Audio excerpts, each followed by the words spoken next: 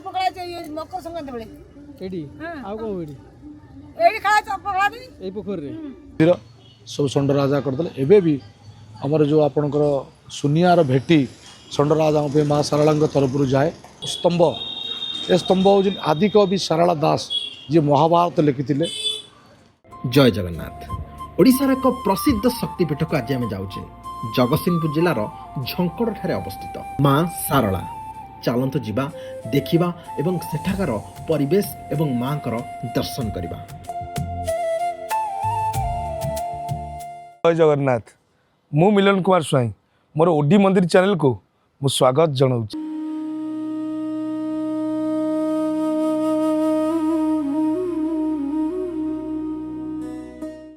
कटगढ़ तले आसवे आप यहीपटे देखिए आप आसवे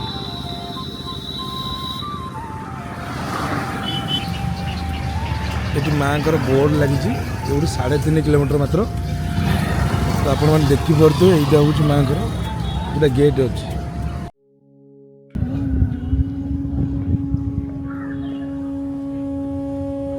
तो कौ टाइप कम हो देखिपे आप यहाँ हूँ मंदिर पोखरीटा माँ दिन को 3 थर लेखा गाधाती। ये माँ को मंदिर। सारला पीठ ओडिशार सबुठारु प्राचीन और प्रसिद्ध शक्तिपीठ मानक मध्यरु गोटिए। यहाँ जगतसिंहपुर जिलार झंकड़ निकटरे अवस्थित एवं शाक्त परंपरा अनुसार यह प्रमुख तीर्थ मानक स्थान भाव परिचित। यहाँ हूँ प्रवेश द्वार।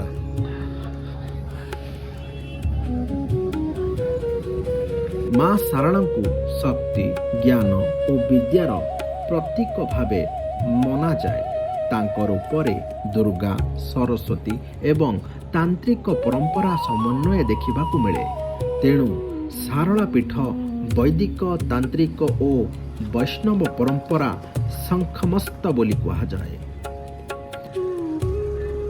ओडिया साहित्यर आदिकवि सारला दास माँ सारला परम भक्त थिले। लोकों विश्वास अनुजाई माँ कृपारू से ओडिया भाषा रे महाभारत रचना करथिले। एही कारण माँ सारला को ओडिया भाषा और साहित्यर अधिष्ठित देवी बोली सम्मान करा जाए। वर्तमान सारला पीठ आज सारला पीठ केवल एक मंदिर नुहे, यह ओडिशार धार्मिक सांस्कृतिक और साहित्यिक परंपरा एवं प्रमुख केंद्र बोली कहुए। शरणांगत विनार्द परित्राणं परायणी सर्वसाध्य हरिदेवी महालक्ष्मी नमस्तुते। माँ सर्वशक्ति प्रदायिनी वाग्देवी सरस्वती शरण माँ शरण माँ शरण माँ। जय माँ सरला जय माँ सरला जय माँ सरला। मो ना शारदा प्रसन्न राउल माँ सरलांगर पूजक।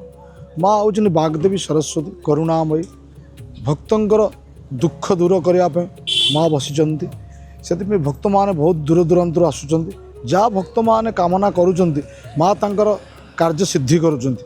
विद्यार अधिष्ट देवी तंत्र अधिष्ट देवी और जंत्र अधिष्ट देवी से भक्त मैंने जहाँ चिंता करती माँ तांकर वाग्देवी सरस्वती पूर्ण करती। जिते ओडिशार जिते कलाकार एवं जिते भल भल विज्ञकार एवं पंडित आ समस्त माने माँ को चिंता करती माँ वाग्देवी सरस्वती कंठरे बसती।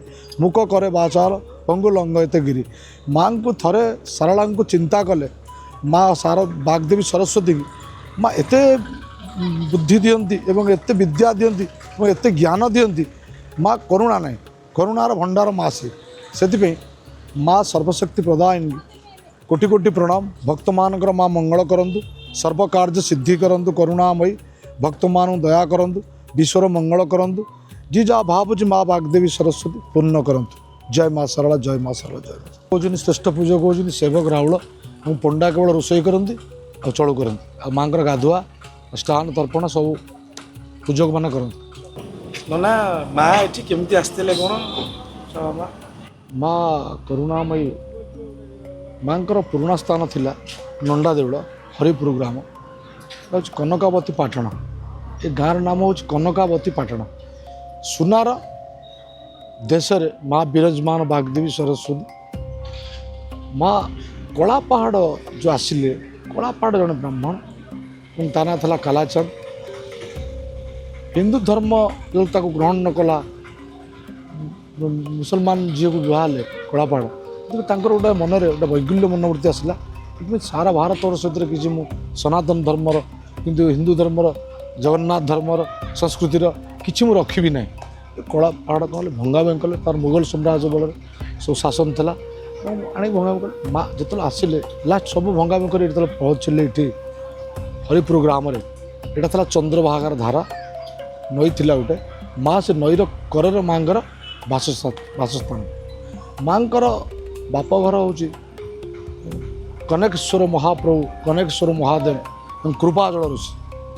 କୃପାଜଳ ଋଷି ତାଙ୍କ ମାଙ୍କର ବାପାଙ୍କ ନାଁ କୃପାଜଳ ଋଷି, ତାଙ୍କର ବାପାଙ୍କ ନାଁ ହେଉଛି ଯମଦଗ୍ନି। କଳାପାହାଡ଼ ଆସି ପହଞ୍ଚିଲା, ଦେଖିଲା, ମା ଜାଣିପାରିଲେ ଯେ ଆସିଗଲା କଳାପାହାଡ଼ ବିଧ୍ୱଂସ କରିବ। ମା କ'ଣ କଲେ, ଦାସୀ ରୂପରେ ତାକୁ କହିଲେ, ବାପା କ'ଣ ନା ତୋ ମାଆକୁ ଡାକ।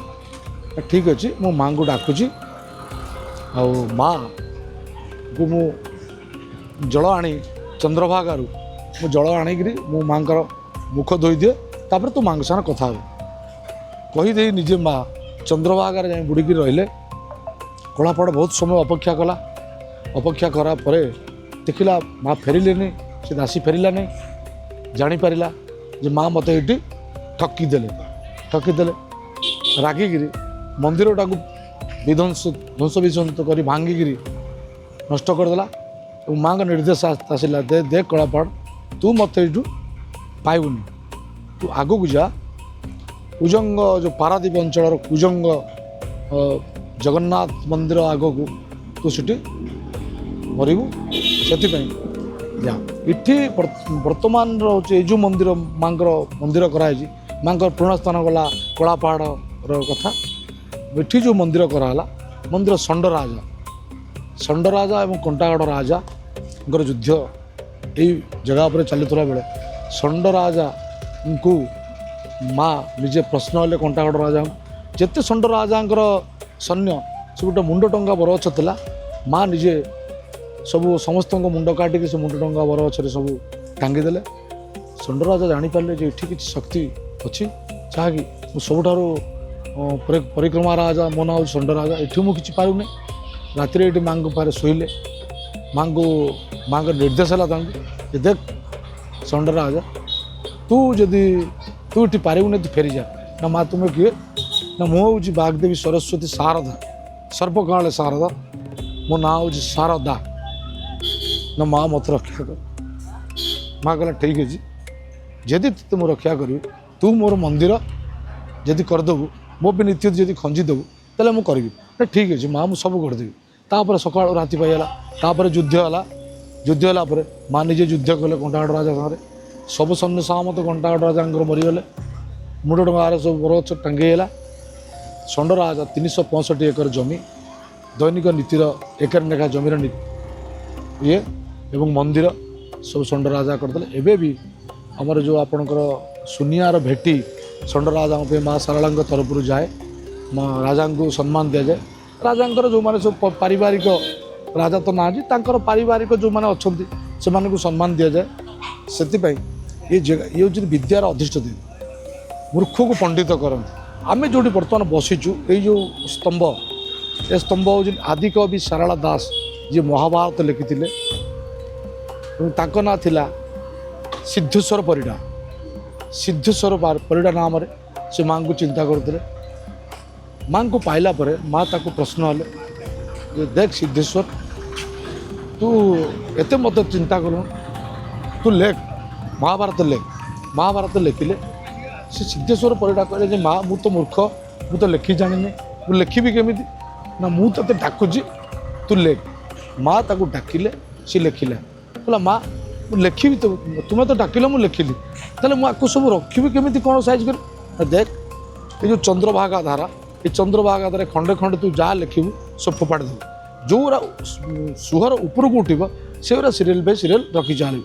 ଆଜି ଏବଂ ସିଦ୍ଧେଶ୍ୱର ପରିଡ଼ା ନାମ ସାରଳା ଦାସ କରାହେଲା। ସିଦ୍ଧେଶ୍ୱର ପରିଡ଼ାରୁ ତାଙ୍କ ନାଁ କରାହେଲା ସାରଳା ଦାସ, ମାଆଙ୍କର ଦାସ ସେ। ମା ତାକୁ ଡାକିଲେ, ସେ ଲେଖିଲା। ସେଥିପାଇଁ ମା ମୂର୍ଖକୁ ପଣ୍ଡିତ କରନ୍ତି।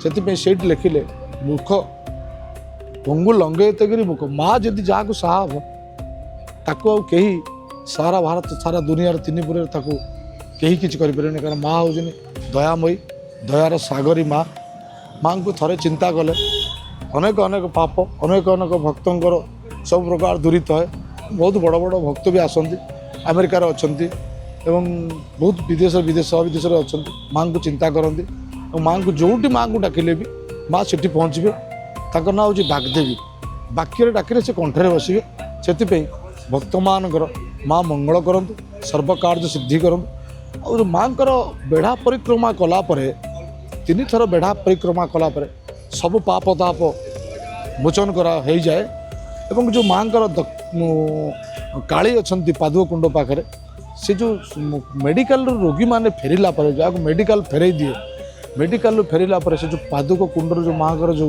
पादुक एत अमृत से ताकू पाईदेला पर सब रोग सब रोग मुक्त हो जाए बोले 101% लोकंर भरोसा अच्छे एवं बाहर को भी पार्सल से पादुक करा जाए क्या सका जदि फुल कुंड थी पादुक तो सन्ध्या बेलू फाँका हो तो लोक मैंने नहीं जाती आमे मैंने भी प्रसाद खाई सारा कि जलिया खाई सारापर पादुक गिलास लेखा पी दू आमको किसी रोग ना बोली अनुभव करे मोटे किसी ना मु माँ सारला पूजा से माँ एत दया माँ जो भक्त डाक से पाखे पहुँचे और तार कार्य सिद्धि करेंगे निश्चय करेंगे बहुत दूर दूरांत भक्त मान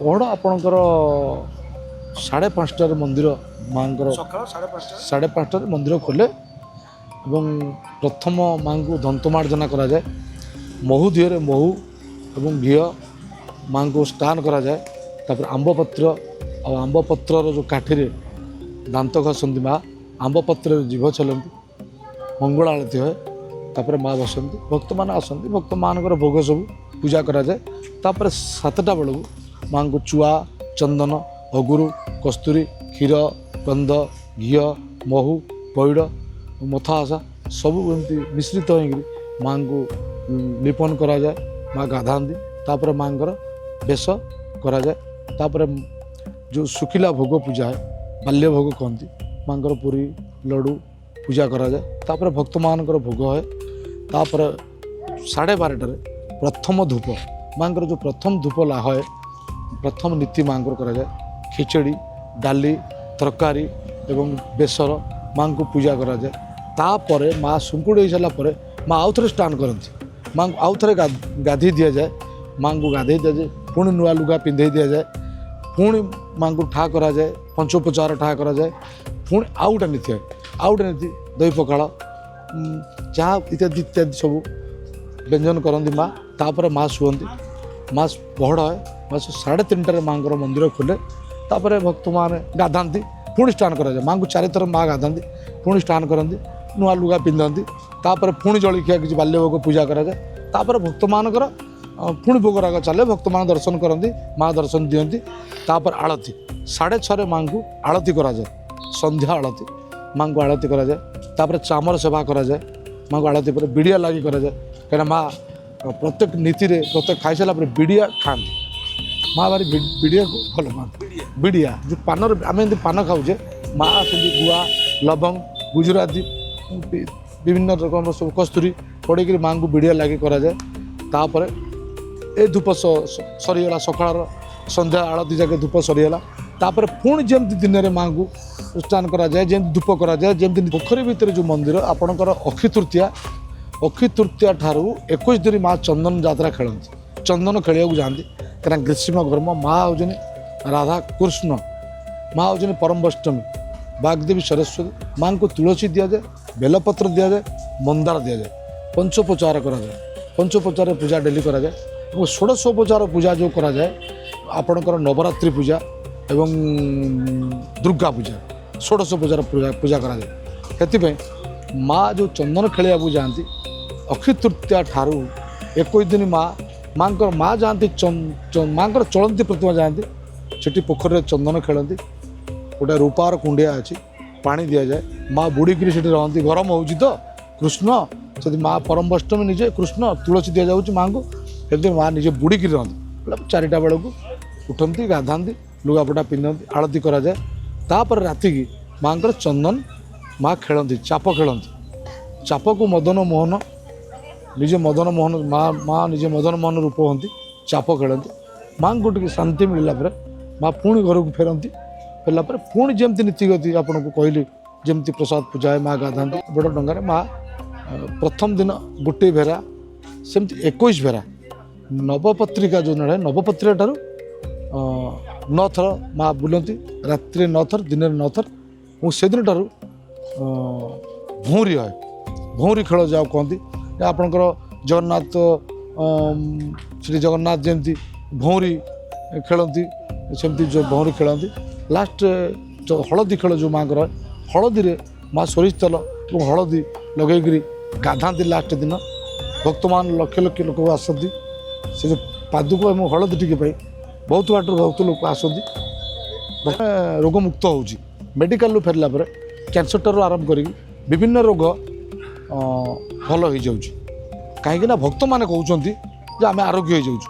ଆମେ ବି ଦେଖିଛୁ ଯେ ପ୍ରତ୍ୟେକ ଯେଉଁ ମେଡ଼ିକାଲ ଡକ୍ଟର ଫେରାଇ ଦେଲା ପରେ ସେମାନେ ଆସି ସକାଳ ସନ୍ଧ୍ୟାରେ ମାଆଙ୍କୁ ପାଦୁକ ବୋଳି ପାରିଲା ପରେ ସମ୍ପୂର୍ଣ୍ଣ ଆରୋଗ୍ୟ ଏଇଠି ବି ହେଇଛନ୍ତି।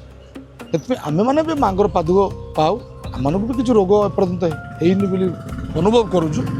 ସେଥିପାଇଁ ମାଆଙ୍କର ସେ ପାଦୁକରେ ସବୁ ପ୍ରକାର ମିଶ୍ରିତ ଫୁଲ, ଚୁଆ, ଚନ୍ଦନ, ଅଗୁରୁ, ବେଲପତ୍ର, ଯେତେ ଫୁଲର ଯେତେ ଜିନିଷ ସେସବୁ ପଚି ସେଠି ଆପଣଙ୍କର ସାଇଣ୍ଟିଷ୍ଟ ସବୁ ନେଇଥିଲେ ଟେଷ୍ଟ କରିବାକୁ ପାଦୁକ, ସେଥିରୁ କିଛି ବାହାରିଲାନି, କିଛି ଜୀବାଣୁ ନାହିଁ, ସେ ସବୁବେଳେ ବି ଆରୋଗ୍ୟ ଜିନିଷ।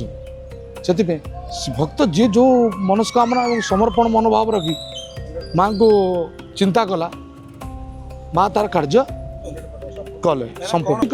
ଆପଣ ମାଆଙ୍କୁ ମାଆ ମୋତେ ରକ୍ଷା କର, ମୁଁ ତୁମକୁ କଳା ଶାଢ଼ୀ ଦେବି, ମୁଁ ତୁମକୁ ନାଲି ଶାଢ଼ୀ ଦେବି, ମୁଁ ତୁମକୁ ହଳଦୀ ଶାଢ଼ୀ ଦେବି, ମୁଁ ତୁମକୁ ସୁନା ଦେବି, ମୁଁ ତୁମକୁ ପାଟ ଦେବି। ଯିଏ ଭକ୍ତ ଯେମିତି ଯାହା ତାର ଶ୍ରଦ୍ଧାରେ ଡାକି ପାରିଲା। ମାଆ ମୋ ପାଖରେ କିଛି ନାହିଁ, ମୁଁ ତୋତେ ନଡ଼ିଆଟେ ବାଡ଼େଇବି, ତୋ ପାଖରେ ନଡ଼ିଆଟେ ବାଡ଼େଇ ମୋ କାର୍ଯ୍ୟ ମାଆ ତାଙ୍କର ପୂର୍ଣ୍ଣ କରନ୍ତି।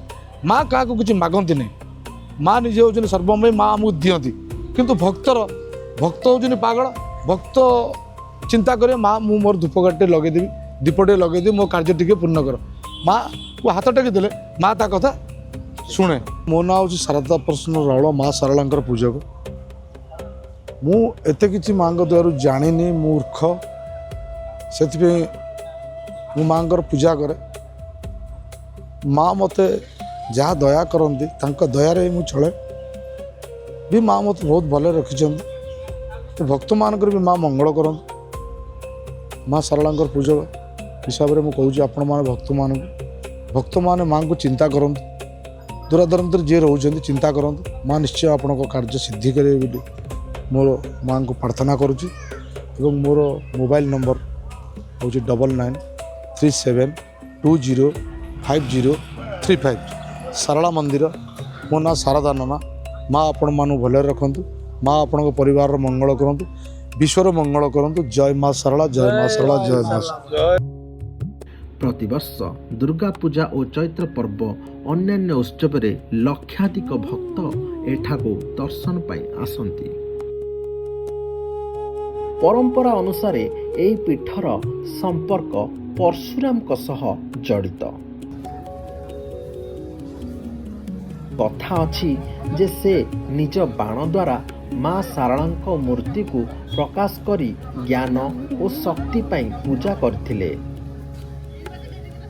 ଏହା ଧାର୍ମିକ ପରମ୍ପରା ଉପରେ ଆଧାରିତ କାହାଣୀ। ଐତିହାସିକ ଭାବେ ବର୍ତ୍ତମାନ ମନ୍ଦିରର ପ୍ରାରମ୍ଭିକ ନିର୍ମାଣ ପ୍ରାୟ 8ମ ଶତାବ୍ଦୀରେ ଭୌମଦୈଷ୍ଟିକ ସମୟରେ ହୋଇଥିବା ବୋଲି ମନା କରାଯାଏ।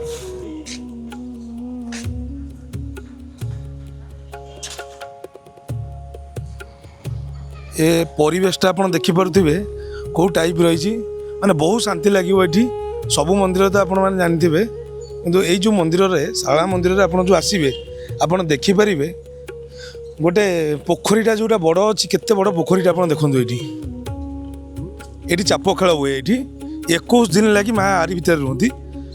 ତ ସକାଳୁ ମାଆ ରାତି 3ଟାରୁ ରହିବେ, ଯେଉଁଟାକି ଉଠନ୍ତି ଭାଇନା ଯେଉଁ କହିଲେ, ମାଆ ଦିନ 4ଟାରେ ବାହାରି ଗାଧେଇକି ଯାଆନ୍ତି। तो यहाँ हल मंदिरटा यहाँ डंगाटा देखी दिखते केते बड़ डंगा है डंगा देखु केते बड़ डंगा है मैंने ये डंगार माँ चाप खेलती तो एवटू मंदिरटा देखो मंदिर भ्यू केमी देखा देखो पूरा शांतिपूर्ण जगह ये ଓଡ଼ିଆ ସାହିତ୍ୟର ଆଦିକବି ସାରଳା ଦାସ ମା ସାରଳାଙ୍କ କୃପାରେ ମହାଭାରତ ରଚନା କରିଥିଲେ ବୋଲି ଲୋକଙ୍କ ବିଶ୍ୱାସ ଅଛି। ଏହି କାରଣରୁ ମା ସାରଳାଙ୍କୁ ଓଡ଼ିଆ ସାହିତ୍ୟର ଅଧିଷ୍ଠାତ୍ରୀ ଦେବୀ ଭାବେ ମଧ୍ୟ ସମ୍ମାନ କରାଯାଏ। तो आपण मैंने आमको देखिले आम आसिलु शारला मंदिर वीडियो करिया लगी बहुत जन कमेंट करते जे शारला मंदिर वीडियो करिया लगी तो जदि आपण गाँव में एमती प्रत्यक्ष देवी देवता किए अच्छा तो तले आप मोबाइल नंबर आपणकर गाँ ना आप लिखु आम जाए आप गाँव में एमती वीडियो बनइबू तो आपण मैंने देखिपे मुझे अच्छी यहाँ दोल मंडप उपर तो पूरा एवठू आप देखिए माँ ये पूरा बाना देखा यू माँ को विषय कहले तो आम भी जानलु जे माँ एक्चुअली केमी अच्छा केमी माँ का पहर नीति केमी सबू आम देखिले तो नेक्स्ट वीडियो देखा जय माँ शारला जय जगन्नाथ।